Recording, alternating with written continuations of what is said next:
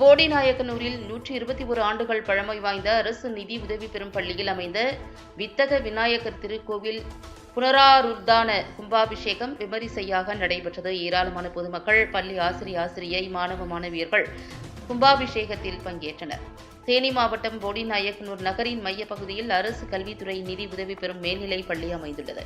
இந்த பள்ளியில் சுமார் 1000க்கும் மேற்பட்ட மாணவ மாணவியர்கள் கல்வி பயின்று வருகின்றனர். இங்கு அமைந்துள்ள சுமார் 30 ஆண்டுகள் பழமை வாய்ந்த அருள்மிகு வித்தக விநாயகர் திருக்கோவிலில் புனராருத்தான கும்பாபிஷேக விழா நடைபெற்றது. ஆகம முறைப்படி வேள்வி யாகம் வளர்க்கப்பட்டு கும்ப கலசங்கள் வேள்வியில் வைக்கப்பட்டு 3 நாட்கள் பூஜை நடைபெற்றது. நிறைவு நாளான இன்று காலை ஆலயத்தில் கருவறை விமான கலசத்திற்கு புனித நீர் ஊற்றப்பட்டு மகா கும்பாபிஷேகம் வெகு விமரிசையாக நடைபெற்றது. பள்ளி நிர்வாகிகள், ஆசிரியைகள், மாணவ மாணவியர்கள், பொதுமக்கள் ஏராளமானவர்கள் பங்கேற்றனர். அனைவருக்கும் அன்னதானம் வழங்கப்பட்டது.